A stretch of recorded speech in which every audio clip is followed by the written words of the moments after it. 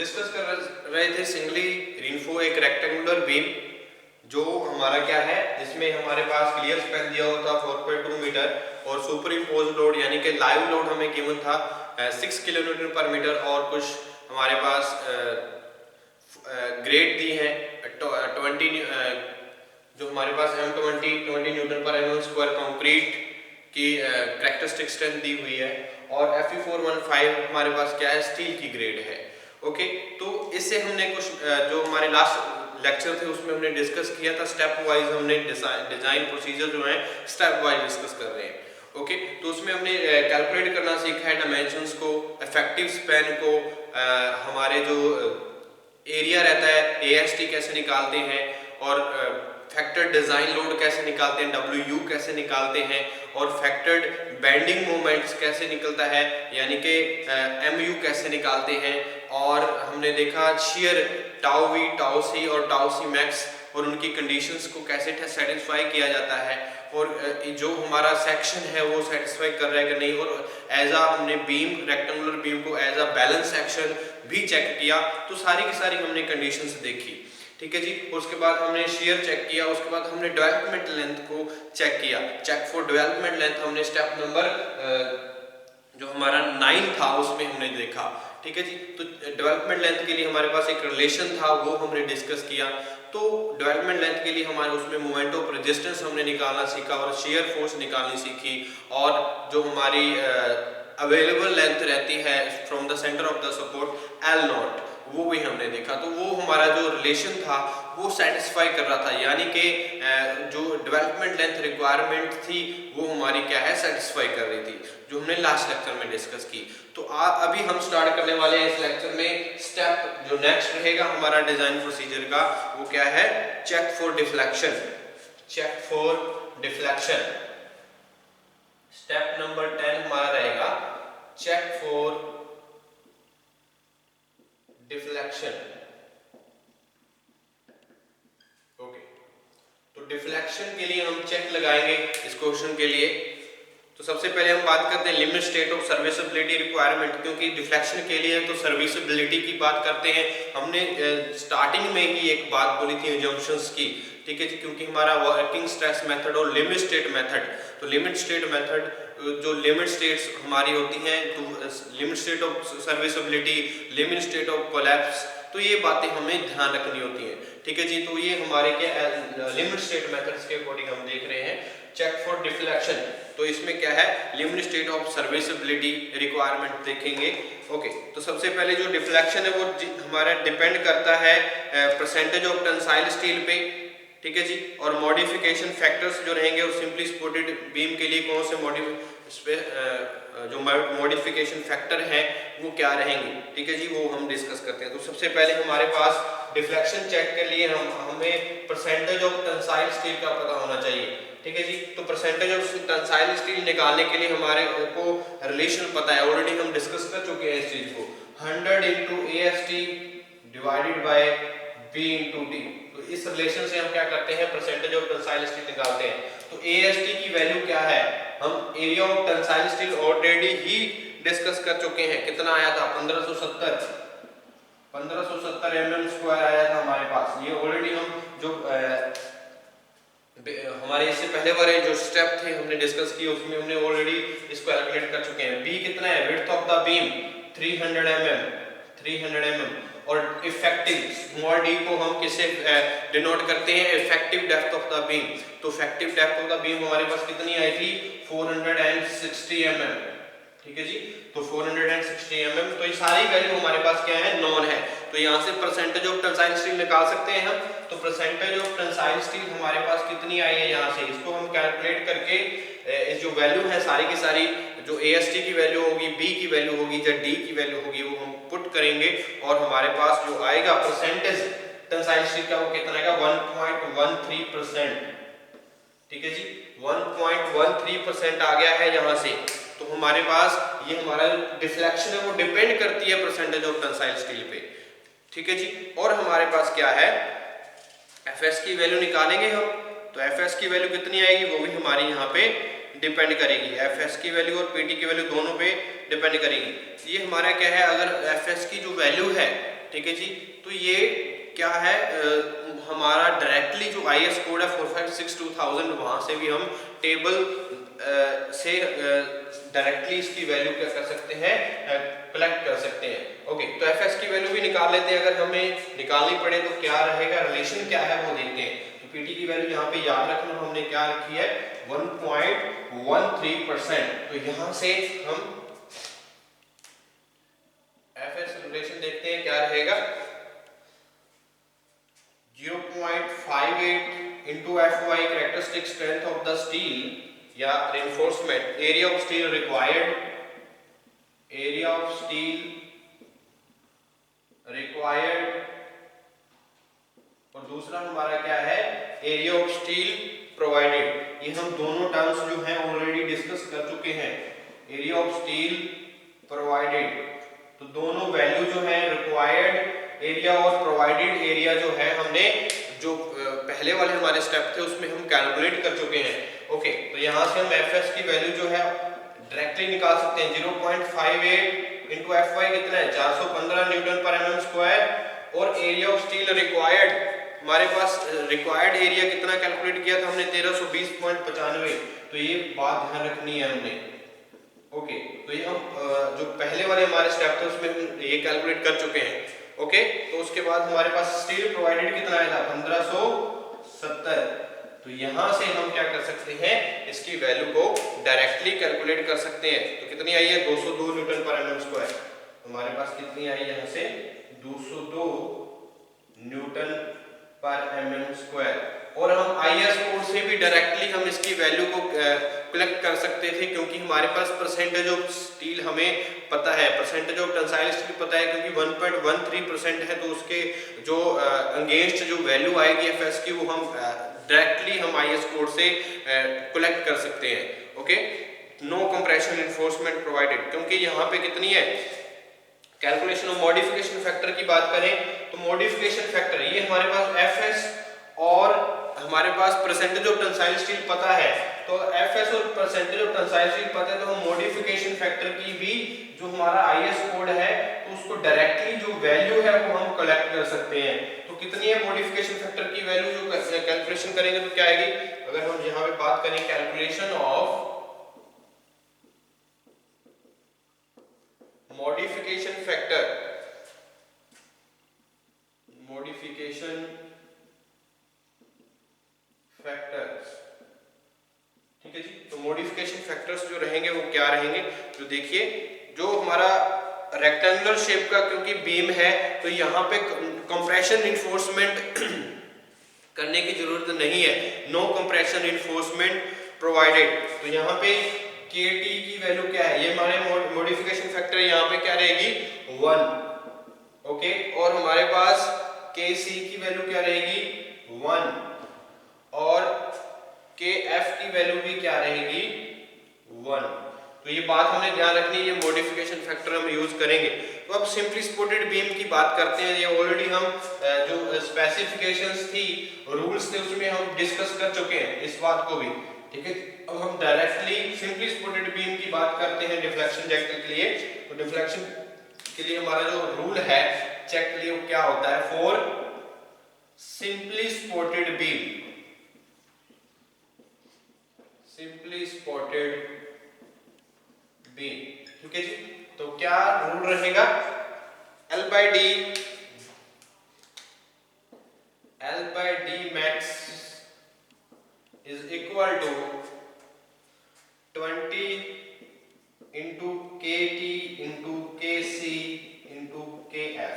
ये modification factor है हमारे। तो इस रूल से हम क्या कर सकते हैं, निकाल सकते हैं। जो ये हमारा क्या है L by D equal to 20 होगा तो रहेगा हमारे पास KC, क्योंकि KT की वैल्यू कितनी है 1 है, और KC हमारा क्या है 1 है, और KF हमारा क्या है 1 है, जो ऑलरेडी हम डिस्कस कर चुके हैं। तो L by D into max equal to 20, ठीक है जी।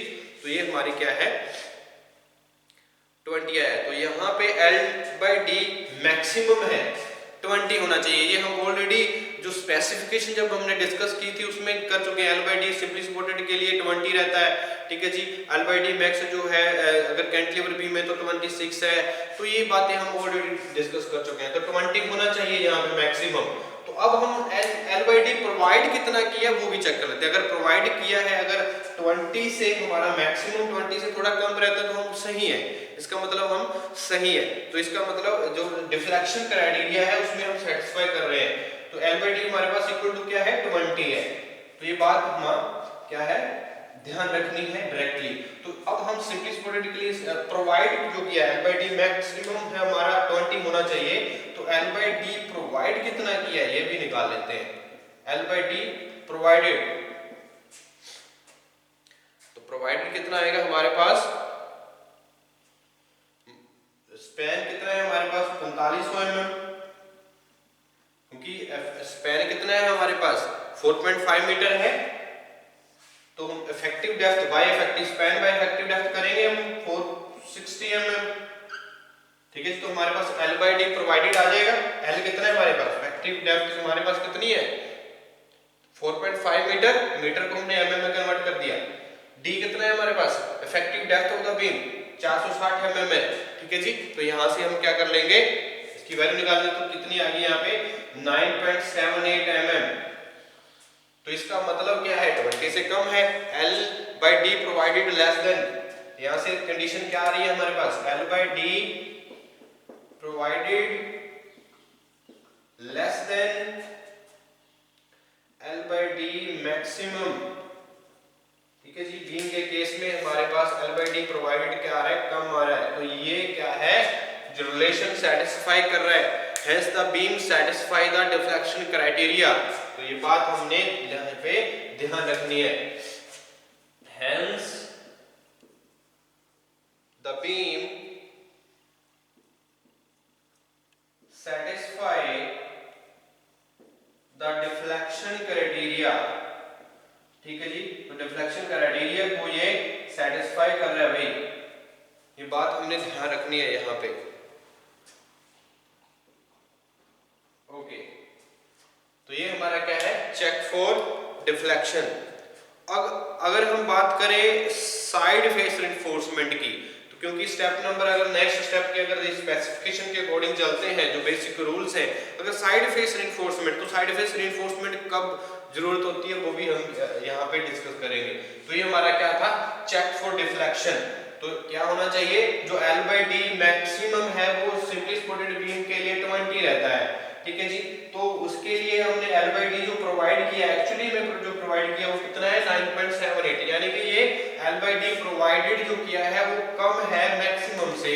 तो हमारा जो डिफ्लेक्शन क्राइटेरिया वो सेटिस्फाई है। ओके, स्टेप नंबर 11 की ओर बढ़ते हैं। हमारा क्या है side face reinforcement. Side face reinforcement step number 11 में हम डिस्कस करेंगे साइड फेस रिइंफोर्समेंट। ओके, तो साइड फेस रिइंफोर्समेंट की बात जब आती है, जब डेप्थ हमारी क्या हो 750 mm से कम हो, जब बीम की जो डेप्थ है वो 750 mm से कम हो, तो हम क्या करते हैं, there is no need of providing side face reinforcement. ठीक है जी, तो ये बात हम यहाँ पे ध्यान रखनी है। साइड फेस रिइंफोर्समेंट हम कब नहीं प्रोवाइड करेंगे, as the depth of beam is less than 750 mm, 750 mm, therefore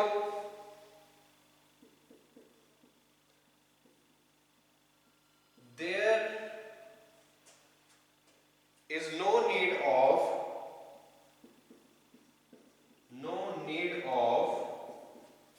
side face providing side face reinforcement, providing side face reinforcement। तो ये बात हमने ध्यान रखनी है साइड फेस reinforcement में। तो क्योंकि यहाँ पे जो डेप्थ ऑफ बीम है वो कितनी है 500 है। ठीक है जी, तो 500 है यानी कि 750 से कम है। 500 क्या है 750 mm से कम है। तो इसीलिए हम साइड फेस रिइंफोर्समेंट यहाँ पे नहीं प्रोवाइड करेंगे। अगर बीम की जो डेप्थ है 750 से एक्सीड करती है तो हम क्या करते हैं, साइड फेस रिइंफोर्समेंट भी प्रोवाइड करेंगे। तो ठीक है, तो ये बात हमने ध्यान रखनी है इस बात साइड फेस रिइंफोर्समेंट में। तो इस केस में हमारा जो साइड फेस रिइंफोर्समेंट है वो हम प्रोवाइड नहीं करेंगे। और अगर हमारा आखिरी स्टेप जो है वो क्या रहेगा, समरी ऑफ डिजाइन। जो हमने अभी डिजाइन पूरा का पूरा हमने डिजाइन देखा, उसकी समरी को डिस्कस करना बहुत जरूरी है। जो हमने एक एक जो स्टेप हमने डिस्कस किया, तो उसकी पूरी की पूरी समरी क्या है जो हमने अभी, क्योंकि हमने बहुत सारी चीजें को कैलकुलेट किया है, वो अब यहाँ पे स्टेप नंबर 12 में सारी की सारी दोबारा क्या करेंगे, यहाँ पे डिस्कस करेंगे। Okay, summary of design.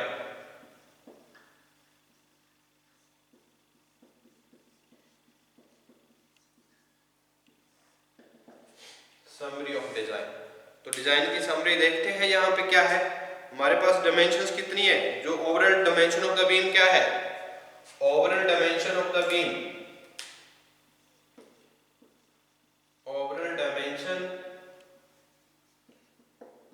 Of beam, beam की ओवरऑल डायमेंशन हमारे पास क्या है, 300 और 500, 300 इंटू 500 mm, ठीक है जी।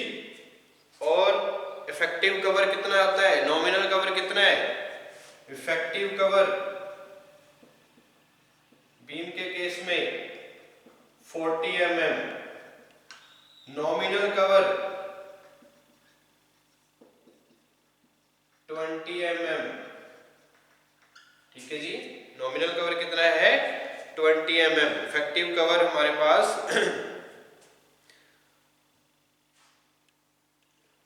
40 mm है।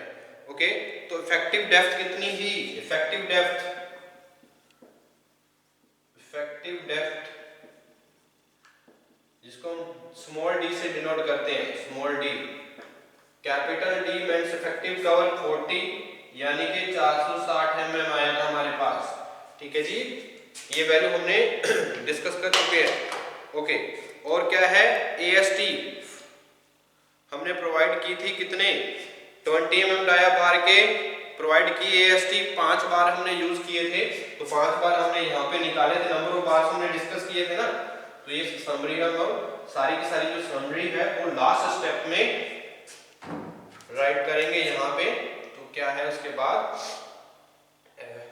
एएसटी, तो एएसटी एरिया ऑफ स्टील कितना है, 5 बार्स, इनका ग्रेड क्या है ये भी लिख लेते हैं, Fe415, Fe415 स्टील हम यूज कर रहे हैं, 5 बार्स ऑफ 20 mm डाया, तो 20 mm डाया का हम यूज कर रहे हैं with no bar bent up, with no bar bent up, ठीक है जी। तो यहाँ पे हमने बेंट अप बार यूज नहीं किए।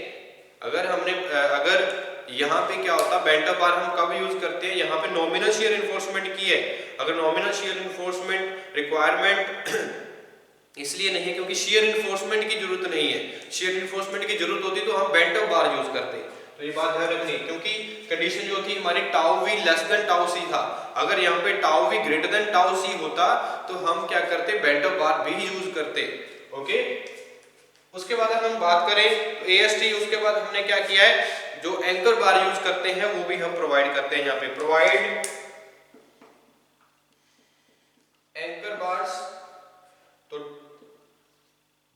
2 number of bars 12 mm dia हम एंकर बार यूज करते हैं, क्योंकि ये कंप्रेशन जोन में हमारे क्या है, एंकर बार यूज करने पड़ते हैं, dia anchor bars,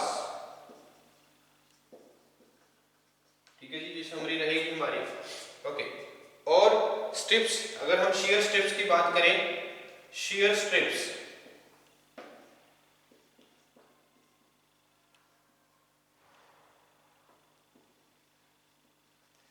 shear strips provide करेंगे हम 8 mm की डाया की हमने शियर स्ट्रिप्स यूज की थी, 2 लेग स्ट्रिप्स थी ये, और इनका डाया क्या था 8 mm। Provide 8 mm dia 2 leg strips, 2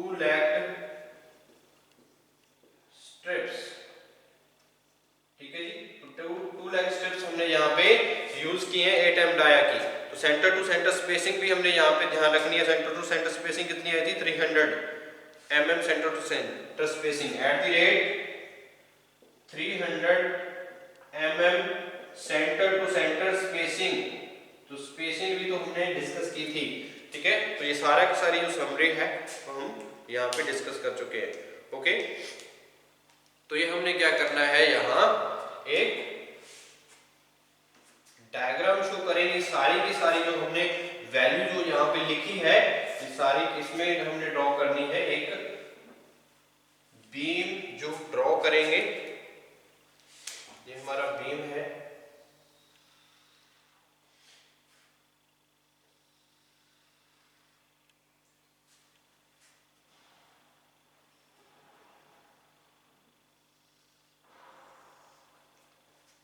support है हमने यहाँ पे प्रोवाइड की हुई है।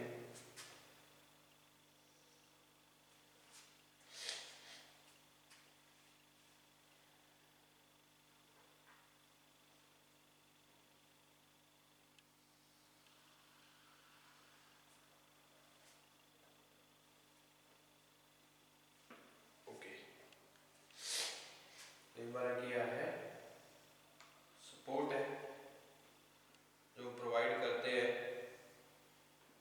जिसकी जो सपोर्ट की विड्थ कितनी रहती है? 300 mm। सपोर्ट की जो विड्थ है वो कितनी है? 300 mm। क्लियर स्पैन हमें पता है, इफेक्टिव स्पैन हमें पता है क्या रहेगा इसमें। ओके, तो ये हमारा क्या है, हमने बार्स यूज किए हैं।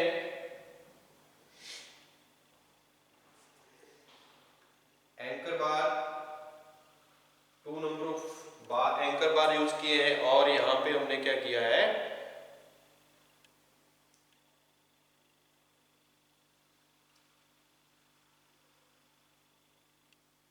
ओके, इस तरह से हम इसको